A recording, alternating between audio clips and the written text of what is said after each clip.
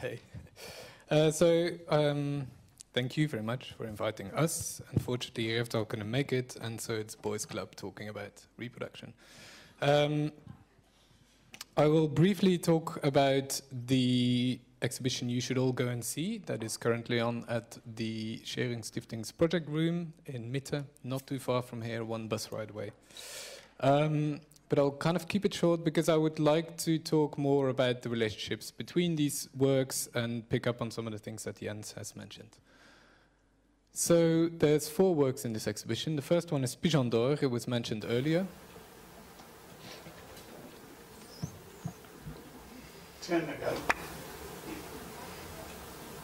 PIGEON d'Or is a work that brings together pigeon fanciers and synthetic biologists in order to try and make a pigeon shit soap. So together with a synthetic biologist called James Chappell, we engineered and designed a bacteria that produces a kind of biological soap, and the bacteria could live inside the pigeon's gut and shit your windscreen clean. And so in order to design this bacteria, we created an artificial bit of DNA that could be added to the DNA code of this bacteria. And these bits of DNA code, in the world of synthetic biology, they're called biobricks. And so we added this biobrick in the registry of standard biological parts. So you can all go online and find this one particular part in this huge database of science. I think it may have been the first part that's made for the purpose of art and not science. But then maybe there's not much difference. This is the DNA code, so if you take a picture, you can all go off and do it yourself at home, or you can come to the exhibition and take it away. KINGYO Kingdom is a film we made.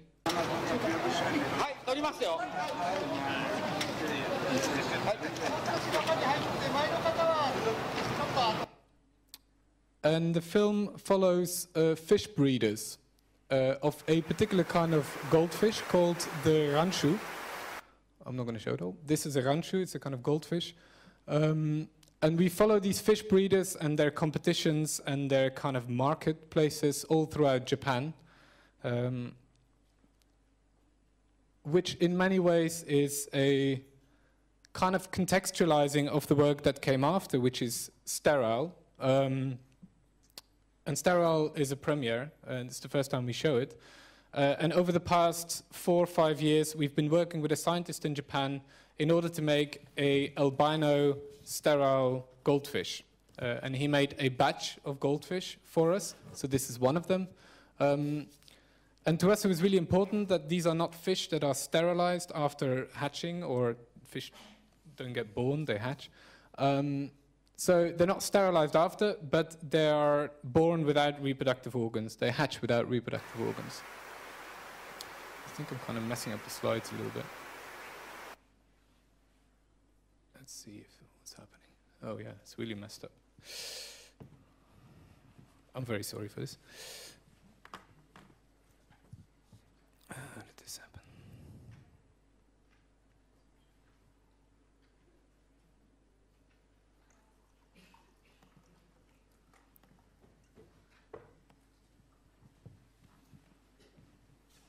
Good. Sorry. Goldfish breeders, ranshu. 75 watt is the other project on show. And it takes its title from this very quote from a handbook for mechanical engineers. And the quote says, "A laborer over the course of an 8-hour day can sustain an average output of about 75 watts. And so what we did is we designed an object, a product, especially to be made in China. And the object has no function other than to choreograph a dance on its own assembly line. And when you go to the project space, you can see or you go here to the ground floor, you can see the film as well as some of the objects. Sterile, I just mentioned. So these are the works on show.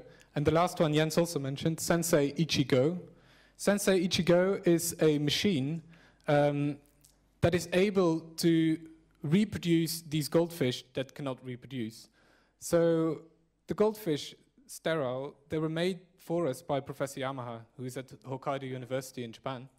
And seeing him do this and kind of analyzing his production, we almost saw analogies between this choreography of production.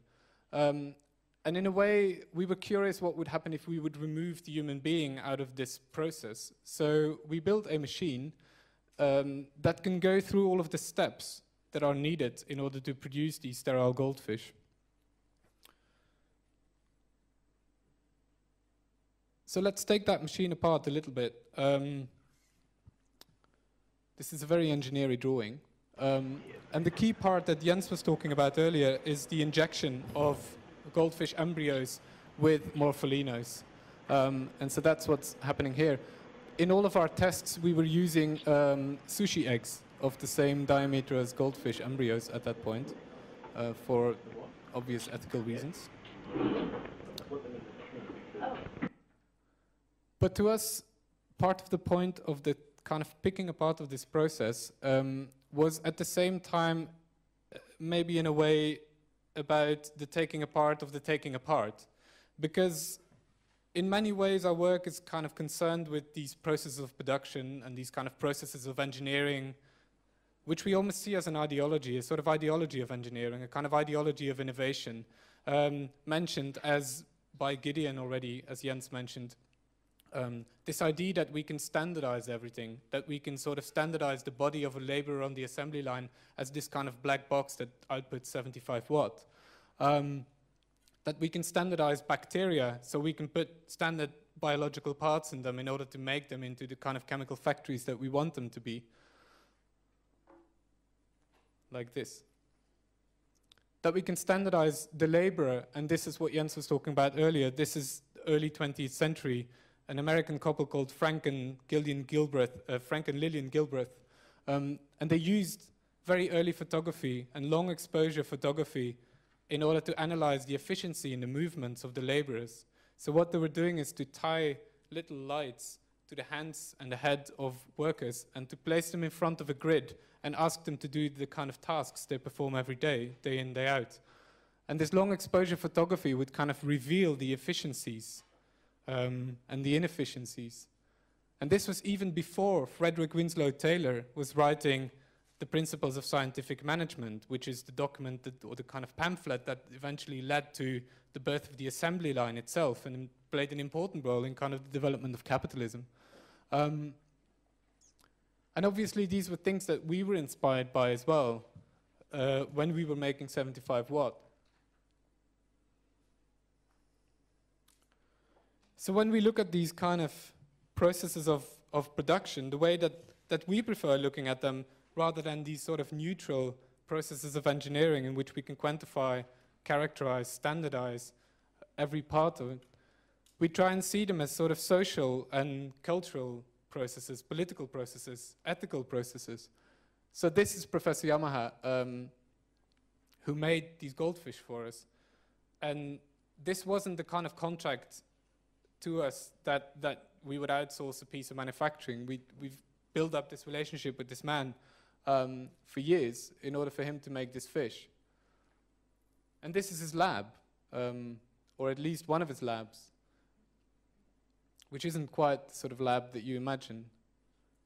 In many ways, this is his kind of factory, just like the big factories in China. And I think another part, or one thing that we would like to talk about a little bit within this panel is the idea that we as artists come into these processes, but we're not these kind of critical outsiders. By coming into them, we become part of them. And there's a kind of question of complicity that we should ask when it comes to these things. And it's something that for us is very important as well, that we realize that we're part of this. This is a kind of making off shot in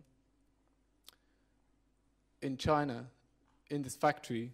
We ended up having to wear the kind of uniforms that these workers were wearing in order to try and blend in. And it wasn't as much the workers on our assembly line that were distracted by our presence as the other ones in the background, which wasn't necessarily the problem for our film, but more for the factory director.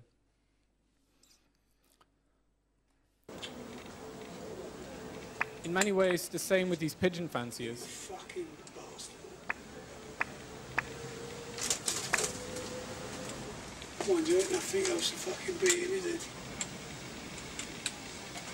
And what can you say?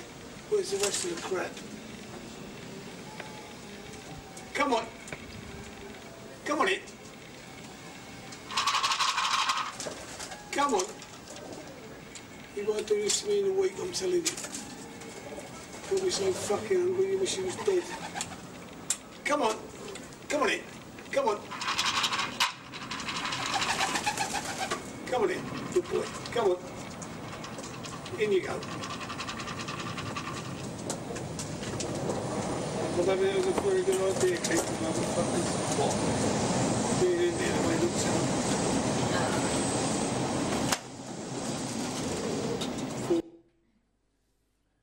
So what you're seeing is a race day in which the pigeons have to come back from a long race. They're kind of released early in the morning.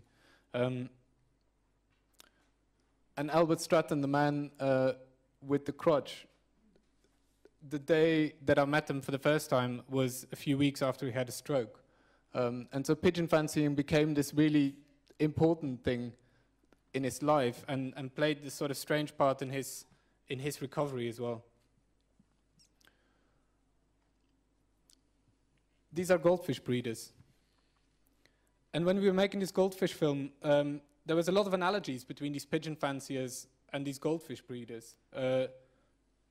Almost kind of demographical analysis, like sort of analogies as well. But there were more analogies. One of the things that really struck us, and this was an important moment because we weren't really allowed to make this picture, the gentleman on the bottom right, our translator, was very suspicious of him being a Yakuza, which is a kind of Japanese mafia. The reasons being is that when you've got a lot of money to launder, either pigeon fancying or goldfish breeding is a very good thing to do, because both these prize pigeons as these prize goldfish sell for literally tens of thousands of pounds or euros. So when the taxman comes along and asks where have you got that money from, he says, well, I sold the goldfish. And when he asks where have you got the goldfish from, you can say, well, I grew it or I bred it. Similarly, in Belgium, where I'm from originally, where pigeon fancying is quite big, there's a Chinese pigeon mafia operating. So there's Chinese are really obsessed with pigeon fancying as well as with gambling. And so a lot of the profits on pigeon fancying are made through gambling on the pigeons.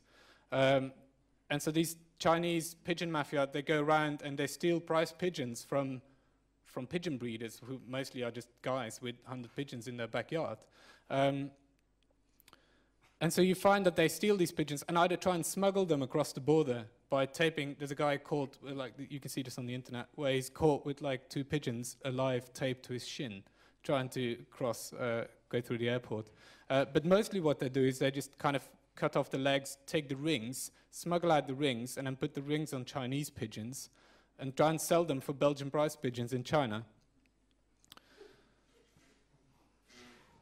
It sounds funny, but if it's your pigeons, it's not.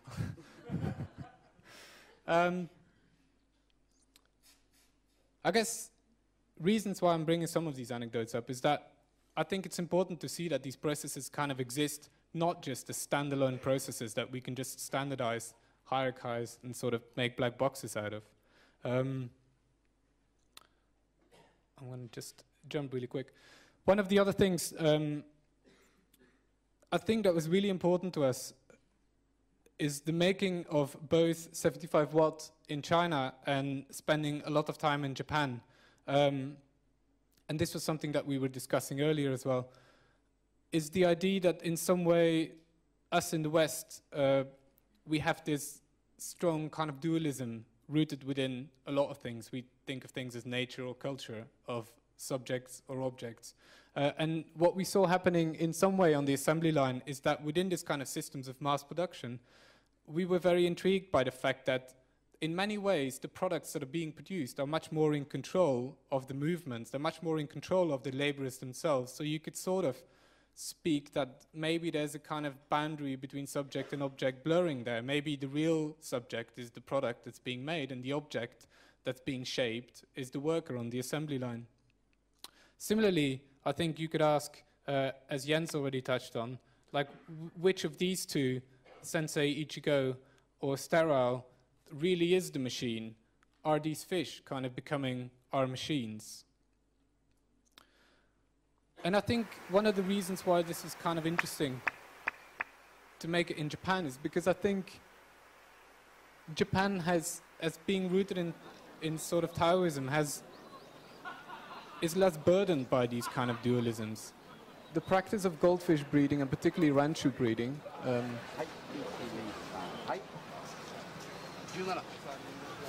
it stems out of the Edo period, out of which also bonsai comes. And the idea of bonsai as well as goldfish breeding is much more about being with another organism rather than being on control of this thing that we call nature. 尾っぽがこういう風に開いていると、尾の先をこういう風に垂らすんです。垂らして、要するに裾、洋服の裾がありますよね。それをなんていうか、ひらひらさせながら、着物をひらひらさせるような感じで、軽やかに泳ぐさ。